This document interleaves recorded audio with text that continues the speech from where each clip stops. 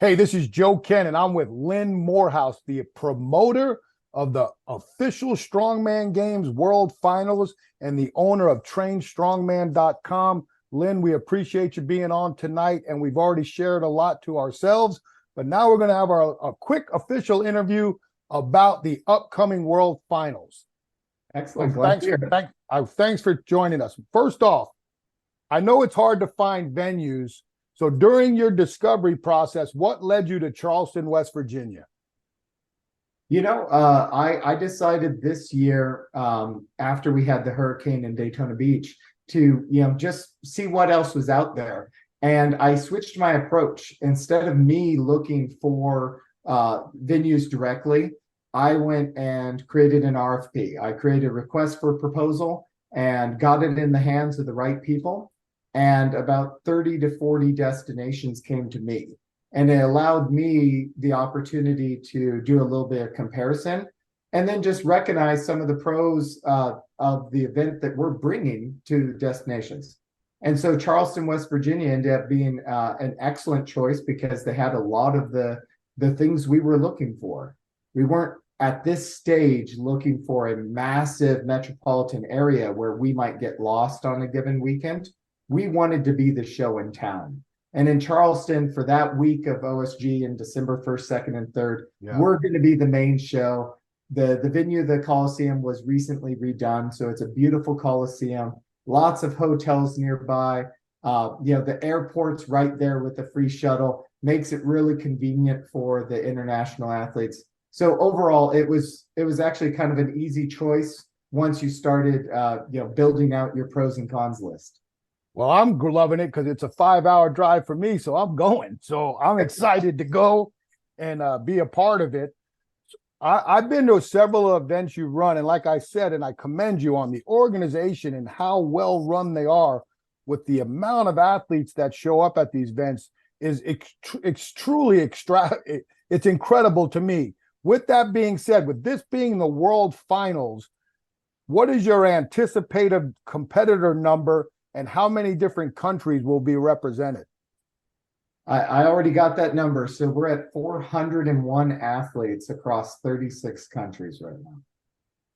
I mean, that's just a testament to what you've accomplished. So kudos to you, because I've run several events, not of that magnitude, and I know how hard it is just to put together a small bench press meet, let alone 401 strongmen from 36 countries, and you have to help support their teams also. So that I'm extremely excited. I think the first event I went to see y'all run was a Southeast Regional in Concord, and there was several hundred people there, and I just was amazed with the quality of how you perfected this high volume machine, so to speak, and it just continued to run like it was on a treadmill. With that being said, you can't do it alone. With an event of this magnitude, how many volunteers and judges do you have to recruit for an event of this type? We're at about 40 to 50 staff members. The big key difference, I would personally say, is we don't have to recruit. We have to narrow the field. People actually reach out. Everyone's very, very excited about what we're doing. They want to be a part of it. They want to help the sport of strongman grow. And as we always go and say, if you want the best seats in the house, volunteer. I mean, that's you get full access. And we've just learned over time, though, that it's 3 hard days. It's a lot of work. And so we try to have more people than we need. Even though it costs a little bit more on shirts, it costs a little bit more on feeding the team and whatnot, it's much more worth it when you know that people can rest, they can go and get the breaks that they need. And especially even the judges, we're doing 4 lanes at a time. In the past, we've had only enough judges for those lanes. Now we're even having backups so that they can get a break, because you can only be so focused and perfect on your judging for so long without any kind of breaks. And that was what I was going to ask you about, specifically the judging and the referees. Having judged and been a part of that for the Shaw Classic the last 2 years, I know the pressure and the intensity to try to do things right, not just by the athlete too, which is number one, but by what the criteria is of the event itself. So when you are having your pool of judges, are obviously they're people you have a relationship with. Is there any particular background that you're looking for these individuals? I mean, or is it just guys that you've met or women you've met that have worked with you over time and they've evolved into being qualified or quality referees and judges for your events? There's a mix of both. I do think, though, that for the most part, the majority of our judging staff are veteran promoters and athletes themselves. These are people that have been athletes. These are people that have promoted events themselves. They know the sport in and out. And so, it's the kind of thing where, honestly, you can just read, you know what you're looking for. This isn't new to you. You don't need to be told what you're looking for. The biggest challenge we run into, and this is a problem with strongman, right? Is a lot of events, you think weightlifting, you think powerlifting, it's one rep and you can actually have multiple judges deliberate and then make a decision. With most events in strongman, they're for multiple reps and it's under time, meaning you can't wait to get another set of eyes and have them go. So the pressure is on for that one individual. And you throw in the fact that, like at OSG, like at Shaw Classic, this is a live streamed event. It's also there for in-person spectators. It's very easy to completely block the view of the event with multiple judges, multiple staff members. And I think that's something we're still evolving with. And one of the things that I'm expecting to change this year is it's nice to be able to have people a little bit further away, but as with the official Strongman Games, we have a lot more events where they are ladders, and so an athlete will progress from far away to closer. We're probably going to need to start getting that judge to be within earshot so that they can give those commands a little bit faster rather than it being strictly from a visual far away, because we do find that maybe you're holding it up there because they're not locked out, but the athlete doesn't know what they still need to do. Sometimes they most of the time they know, okay, yeah, I just need to push a little harder or pull a little bit more. But there are instances of some of the more technical moves. I'll give the example of a sandbag to shoulder where it has to be completely on the shoulder, not down your arm. That's a little bit harder of a cue for a judge to tell the athlete. So we're always evolving to try to make that a little bit better, but it's a really high pressure situation for those athletes. And then you imagine that instead of just that one command, maybe 3 attempts, they're doing 8 to 10 commands for each athlete during 60 seconds, or they're doing a ladder where it's 4 or 5 good lift commands. So you compound that across 400 athletes. The amount of times that, a judge may have a bad call, but it's still less than 1% of all their calls. So it's kind of a rough job, to be fair. Oh no, you talk about pressure. I understand that 100%. And it's funny you say that about when it's live streamed. The referees sometimes are put in positions they have their eyesight changes. I know several times in the last 2 years it was critical where we stood because of the TV cameras. But I found year 2 a little bit more confident than year 1 for myself. On some of the moving events, I did what you said. I followed the athlete. So they knew, okay, you can drop the wheelbarrow, you hit the line. It's and that's something that I feel like personally I took as, I want these guys to make sure they get their best time and nothing's questioned. And even with the open, I think for me, I would, when the athlete come out, I would walk with them and tell them, this is what I'm looking for. Yeah.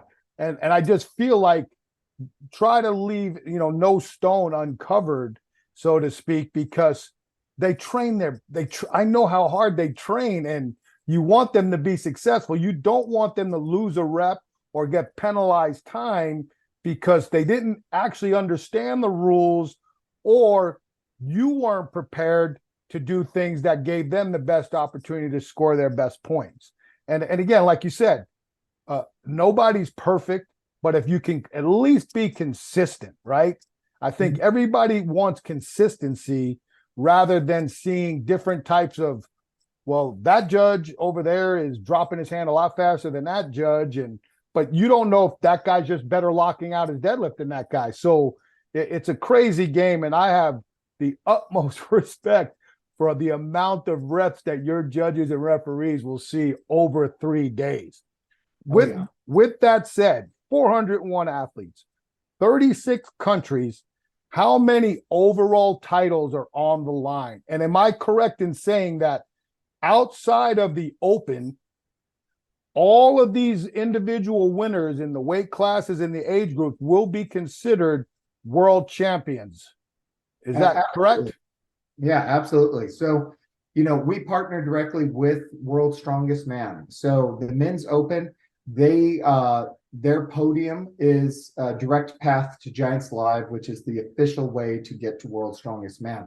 Obviously, because we have such a good, strong international base of athletes and the talent pool gets better and better, sometimes athletes are picked directly from the official Strongman Games to go. But the official path is through Giants Live. Every other division, and there are 11 other divisions, so we have 12 divisions total. Every other division is the world's strongest man or woman title for that weight class.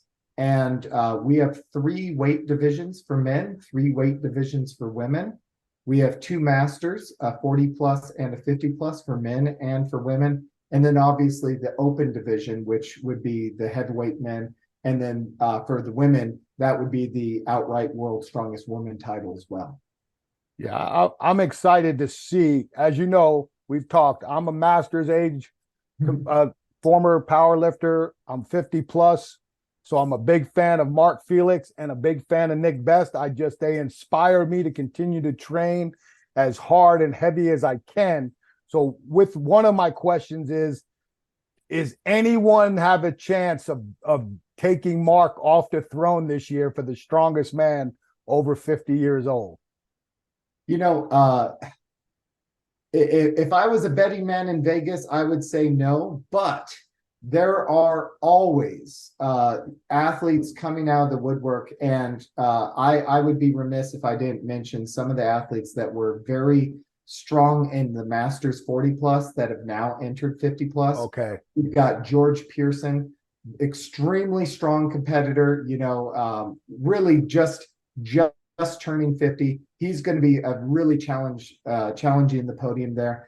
Obviously with Nick Best sitting this year out because of he had some injuries and whatnot. He's pseudo retired, but you know how strongmen are. I know. Retire. And Nick's one of those guys, man. He is something else. I mean, I love that guy. So, it's one thing to go and say that I would say Mark Felix is #1 competitor. Sitting this one out makes it easier for Mark. But we do have some athletes that have come in this year just hitting that 50 mark that are going to shock people. And right off the top of my hat, George Pearson, he's been competitive as heck in the 40 plus. He is going to be he's going to be a challenge. Yeah, I was hoping. I know Chad Coy was hoping to compete, and he had to pull out.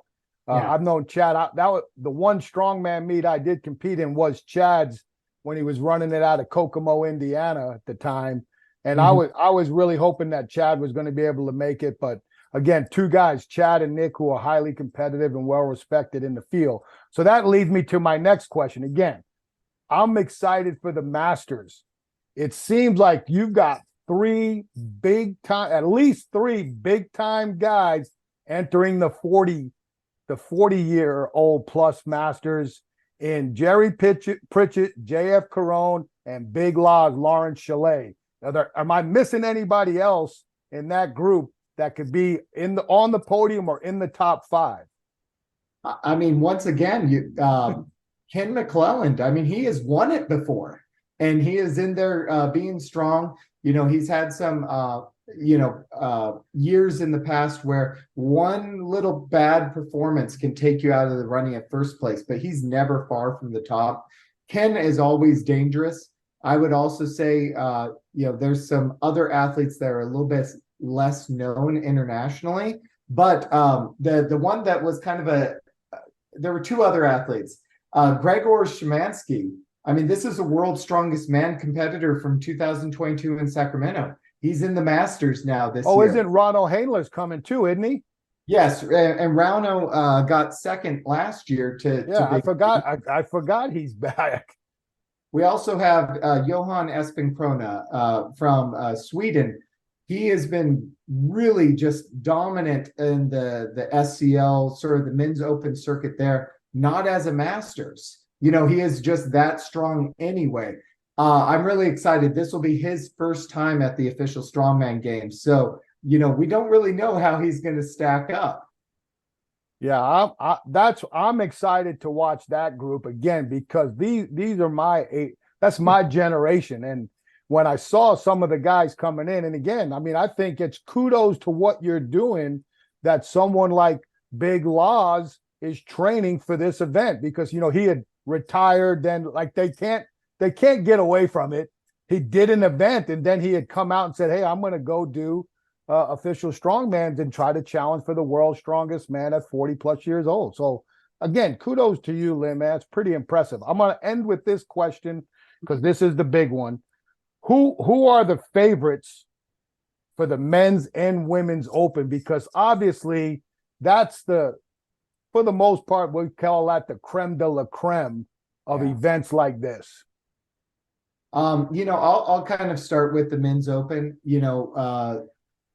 We've got some really strong Americans that I'm excited about. We've got some athletes that just missed the podium last year that are looking to be even stronger this year. I'm talking about, Marcus Crowder, Lucas Hatton, Tim Buck. Yeah. These are all people that, any given day, they have the opportunity to be competing at that high level at a Giants Live and above. So the men's open I'm excited about every year, because it's the new talent. These are the people you're going to be talking about later. There's a bunch of international athletes in that mix. There was a gentleman from the Czech Republic that actually just did a Giants Live that's going to be in that mix as well, where, sometimes they're completely unknown to us in the US, but they've been doing dominant performances in other federations across Europe. Really excited to see how they do. The women's World's Strongest Woman title is a little bit more kind of known, I'd say, because there are such strong contenders. It's you never want to go and not think about Rebecca Roberts. She just won Britain's Strongest Woman. She's impressive. She's doing great. She was second at Europe's Strongest Woman, and then that leads me to Lucy Underdown. She's really just gotten stronger than ever. She's the strongest female deadlifter in the world.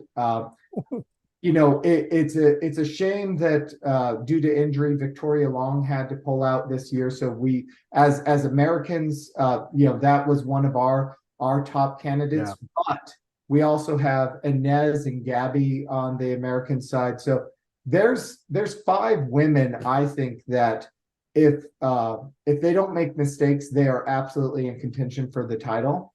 And that's one of those groups that you just kind of got to watch, because they are starting to perform and do numbers that, just a few years ago was completely unheard. Well, I kept telling people, being at the Shaw Classic and watching the women compete this year, I was like, I couldn't touch any of those openers. And again, I mean, it's just amazing to me what these women are accomplishing, and it's just kudos to them. And we go back to the men. It's funny because I've met Tim Buck. I kind of followed Tim. I think I first saw, I know he'd been around, but I think I saw Marcus Crowder pull over 1,000 pounds at one of your events or earlier this year. And then didn't the Hatton gentleman just win America's Strongest Man? Yes, he did. Yeah. So that's strong. And again, cool, but I want to end it like this.